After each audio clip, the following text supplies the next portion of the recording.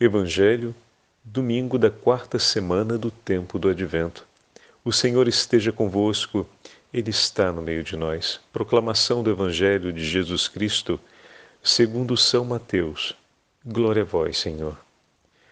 Maria, sua mãe, estava prometida em casamento a José, e antes de viverem juntos, ela ficou grávida pela ação do Espírito Santo. José, seu marido, era justo e, não querendo denunciá-la, resolveu abandonar Maria em segredo. Enquanto José pensava nisso, eis que o anjo do Senhor apareceu-lhe em sonho e lhe disse: José, filho de Davi, não tenhas medo de receber Maria como tua esposa, porque ela concebeu pela ação do Espírito Santo. Ela dará à luz um filho, e tu lhe darás o nome de Jesus, pois ele vai salvar o seu povo dos seus pecados. Tudo isso aconteceu para se cumprir o que o Senhor havia dito pelo profeta. Eis que a Virgem conceberá e dará à luz um filho.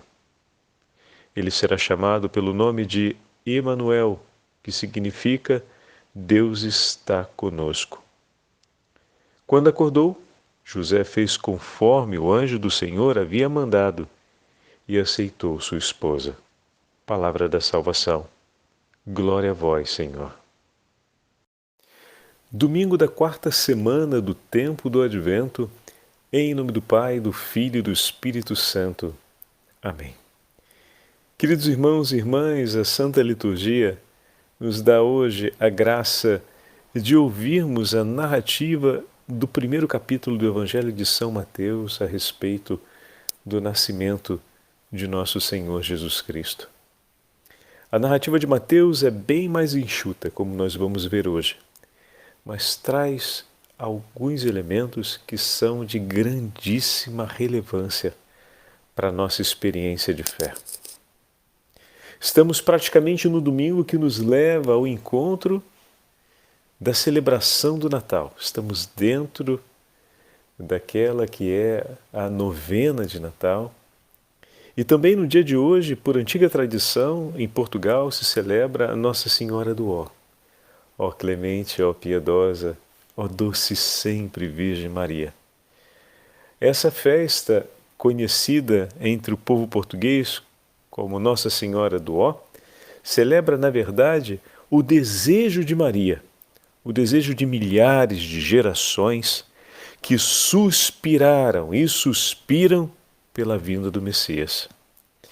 Não é só a ansiedade natural de uma mãe que espera por seu filho, o primogênito, é o desejo sobrenatural da bendita entre todas as mulheres que foi escolhida para a mãe do Salvador e de cada homem e de toda a humanidade que espera o cumprimento da promessa de salvação em favor do seu povo, em favor de toda a humanidade.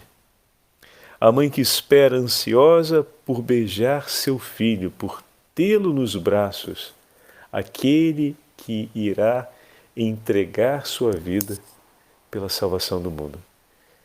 Tanto que os dois personagens que hoje aparecem com grande relevância no Evangelho é a Beatíssima Virgem Maria e São José. Tanto o testemunho de Maria quanto o testemunho de José durante a infância de Jesus tem grande relevância e significado que ajuda a todos nós a perseverarmos na fé. Poderíamos dizer que hoje nós ouvimos o Evangelho de São José, porque nos fala com tanta propriedade a respeito da atitude de São José e nós vamos ver isso agora. Mas também o Evangelho de hoje, pelas mãos de São José e da Beatíssima Virgem Maria, é uma entrega de amor por todos nós, pois é o Evangelho da declaração de que Deus está no meio de nós. No domingo que antecede ao Natal, São Mateus conta com grande sobriedade, o que lhe é próprio, como foi o nascimento de Jesus. Porém, outras duas coisas importantes estão dentro desse mesmo relato que hoje ouvimos. A primeira é que tanto no Evangelho de hoje, como em toda a narrativa da infância de Jesus feita por São Mateus, Nossa Senhora e São José não dizem uma única palavra. Na narrativa de São Mateus é assim. A Virgem Maria está presente em todas as cenas da infância de Jesus, mas não diz uma palavra ou cumpre sequer um gesto, como se estivesse ali à sombra de seu filho. Ela nunca ocupa o lugar central dos episódios.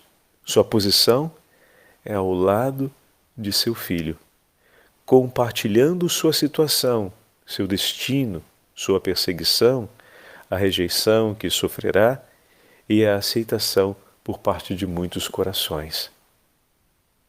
A nota essencial do discipulado evangélico na narrativa de São Mateus, sobretudo aquele discipulado, o da Beatíssima Virgem Maria, é de estar sempre no seguimento de Jesus, mas sempre à sombra do seu Filho, ou seja, sob a sua voz e as suas decisões.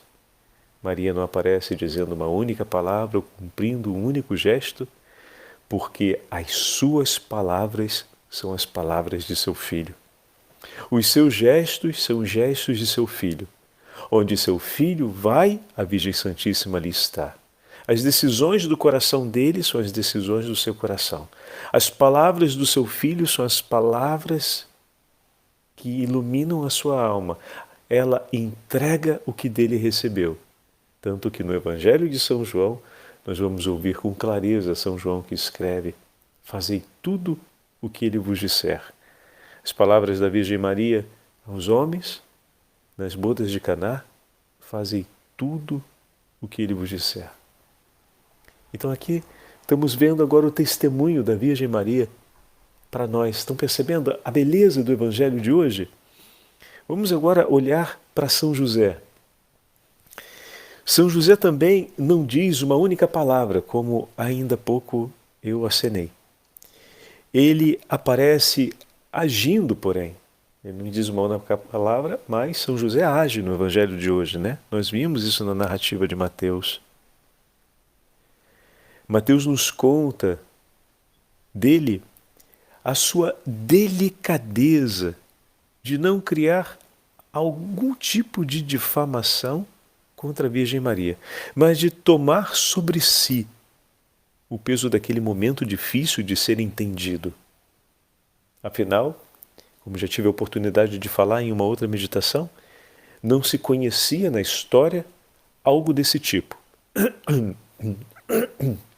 Se conhecia a promessa que nós ouvimos na primeira leitura de hoje, feita pelo profeta Isaías, mas que uma virgem houvesse concebido sem a participação de um homem, isso era absolutamente inédito. E como já falamos também, sendo São José um homem reto, um homem justo, como não poderia ele ser capaz de perceber, reconhecer e louvar as virtudes presentes na Virgem Maria, que estavam presentes em sua máxima excelência, ou seja, as virtudes todas do coração de Nossa Senhora tinham a plenitude da excelência. Como poderia um homem justo e temente a Deus não ver e reconhecê-las? Então, diante da percepção dessa verdade e do fato de que ele estava diante de um acontecimento que superava até hoje o conhecido na história, não é sem razão que o temor de sentir-se insuficiente para assumir tamanho compromisso. E como vimos Juan Diego dizer a Nossa Senhora de Guadalupe: Senhora, escolhe um outro que seja... eu sou um João ninguém, escolhe um outro que possa ser mais digno de receber reconhecimento por aquilo que fala. Com tanta delicadeza, São Juan Diego pede a Nossa Senhora que possa empenhar um outro, que seja mais forte, mais capaz. São José também, por um ato de temor diante do mistério de Deus, pensou um instante em hesitar, não porque duvidasse da moralidade da Virgem Maria, não porque duvidasse de tudo aquilo que estava acontecendo, mas porque percebia que estava diante de algo que era tão grande que o superava. E naquele momento o anjo do Senhor intervém em favor de São José para confirmar-lhe. O que significa isso, Padre Fábio? Para confirmar que aquilo que o Senhor estava lhe confiando não seria confiado sem a sua assistência, sem que o próprio Deus o assistisse. Caberia então a São José não outra coisa, senão obedecer e acolher aquilo que Deus lhe propunha. São José nos dá um grande testemunho então de obediência. Ele não é o protagonista, e é nisso que está a sua grandeza, em ser obediente ao Senhor e no estar ao serviço de Jesus e de Maria, sua mãe. Fantástico, né? Fantástico. Mas isso era só a primeira coisa importante. Tem a segunda. Agora vamos passar para ela. A segunda coisa importante que aparece no Evangelho de hoje, além do grande testemunho de São José e da Beatíssima Virgem Maria, é que Jesus será chamado e apresentado pelo nome de Emanuel, ou seja, Deus conosco. Este provavelmente é o significado do nome misterioso que Deus revelou a Moisés na sua aparição, na visão, melhor dizendo, da sarça ardente no deserto. Esta, pelo menos, é a interpretação dada pelo profeta Isaías, quando no capítulo 52 faz referência ao episódio e cita: Então o meu povo me conhecerá. Então o meu povo conhecerá o meu nome. Ele vai entender que eu estava dizendo: aqui estou. O nome de Deus, então, segundo o profeta Isaías, é aqui estou. Olha que lindo. Um nome simples e, é preciso dizer, muito reconfortante. O nome de Deus apresentado a Moisés é aqui estou. Como lhe devo invocar, Senhor? Por que nome lhe devo chamar? Aqui estou. Em outras palavras, recorda-te sempre que eu estarei por ti e contigo. Lindo, lindo, lindo, lindo, lindo. Deus saiu da sua distância na eternidade e da sua invisibilidade como luz inacessível, tornando-se visível, apalpável, alcançável, humano. Vindo ao nosso encontro e entre nós, em forma humana, Jesus, o Filho de Deus, quer que continuemos a procurá-lo entre os homens e a acolhê-lo como homem. Em uma frase, poderíamos dizer: Deus não só se fez homem, mas permaneceu entre os homens, no meio de nós. Aqui estou. Estou no meio de vós. Estou convosco sempre e até o fim. Aqui eu queria pegar o texto de um monge cisterciense do 12º século, da época de São Bernardo, que se chama Santo Eurado.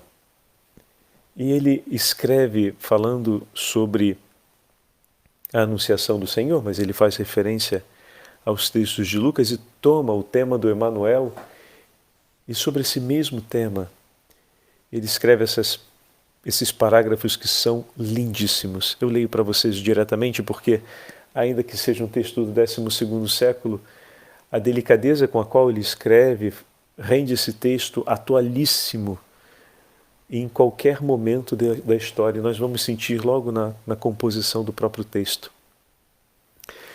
Emanuel, que quer dizer Deus conosco. Sim, Deus conosco, é isso que diz. Até aqui era Deus acima de nós, Deus diante de nós, mas hoje Ele é Emanuel.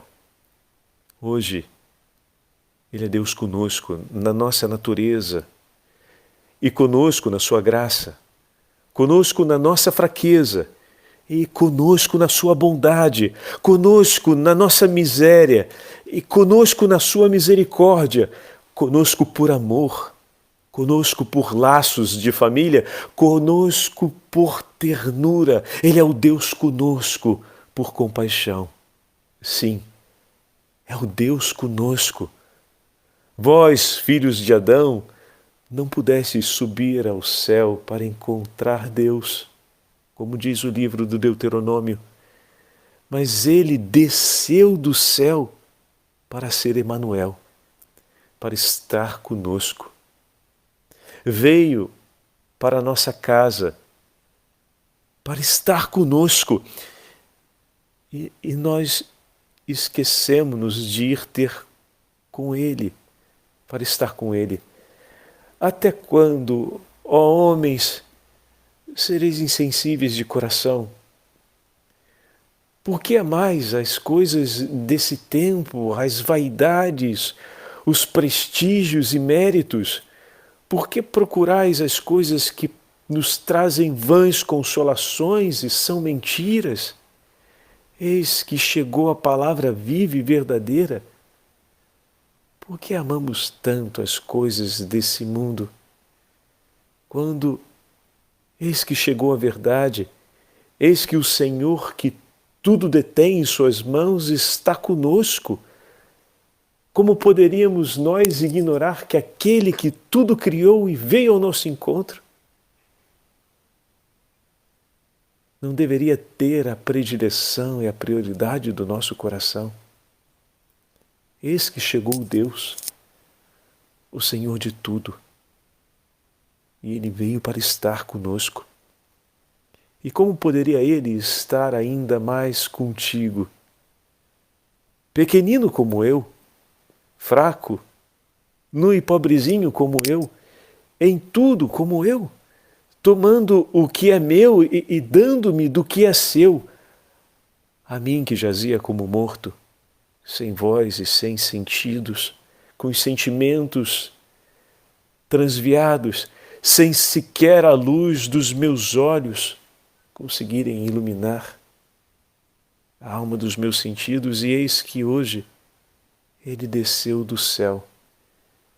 Este homem tão grande, este profeta poderoso em palavras e obras, como foi chamado por alguns, colocou o seu rosto sobre o meu, a sua boca sobre a minha, as suas mãos nas minhas mãos, o seu coração sobre o meu, e se fez Emanuel, se fez Deus conosco, se fez Deus por mim, para que eu esteja com Ele. Meu irmão e minha irmã, é lindíssimo. E nesse ponto, então, surge para a gente a pergunta: se Deus está conosco e permanece entre nós, quais são as condições para sermos seus discípulos e seus anunciadores? Quais são as condições para que, como fez São Euredo ao comentar agora em seu texto, quais são as condições para que o nosso coração esteja com Ele e nós possamos dar a Ele a prioridade da nossa vida, a nossa presença, a nossa companhia? Ele está conosco e nós possamos ir até Ele e permanecer com Ele. Bom, então, na carta de São Paulo aos Romanos, que ouvimos hoje, podemos perceber isso. Ela pode nos ajudar um pouquinho. Paulo mesmo, que sempre permaneceu unido a Cristo, é um marco para a gente, porque quando o Senhor apareceu a Paulo, Paulo nunca mais o abandonou. No momento em que Paulo compreendeu Deus conosco na pessoa de Jesus, Paulo jamais o abandonou. Então é uma referência válida para tentarmos responder essa pergunta, olhar o testemunho de Paulo. E Paulo, na carta aos Romanos, a segunda leitura de hoje, se apresenta assim. Quem é Paulo? Quem é Paulo com Cristo? Né? Deus conosco, Deus com Paulo, Cristo com São Paulo.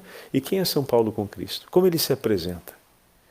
Eu, escravo de Cristo Jesus, apóstolo por vocação, separado para proclamar o Evangelho de Deus. Paulo usa esses três elementos: escravo, apóstolo e separado.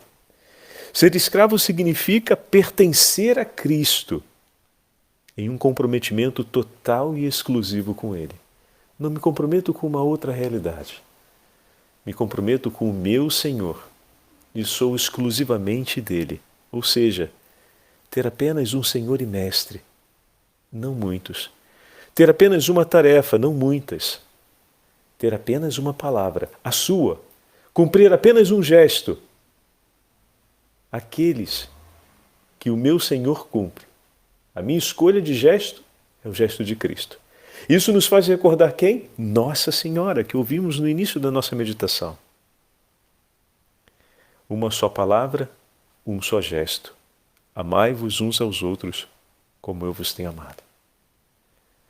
Paulo também se apresenta usando a palavra apóstolo. Diz apóstolo por vocação. Um apóstolo é alguém que não tem uma tarefa pessoal a cumprir, nenhuma palavra própria a dizer, mas a sua tarefa, ele a recebeu, e a palavra que tem a dizer, ele a ouviu. O nome dele será Jesus. E ele salvará muitos. Ele salvará o seu povo. As palavras do anjo a São José. Aqui nós vemos a figura de São José. Não uma própria parábola, não uma tarefa pessoal, mas a tarefa que ele recebeu de Deus, a palavra que ele ouviu. Seu nome será Jesus. Fantástico. E a terceira coisa que Paulo nos fala, né, com a qual Paulo se descreve, melhor dizendo, o escravo, apóstolo e separado. Separado para proclamar o Evangelho de Deus.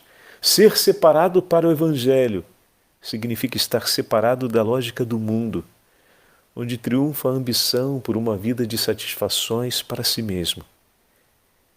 É estar fora dessa lógica, mas não distante dos homens, nem fora da realidade do mundo.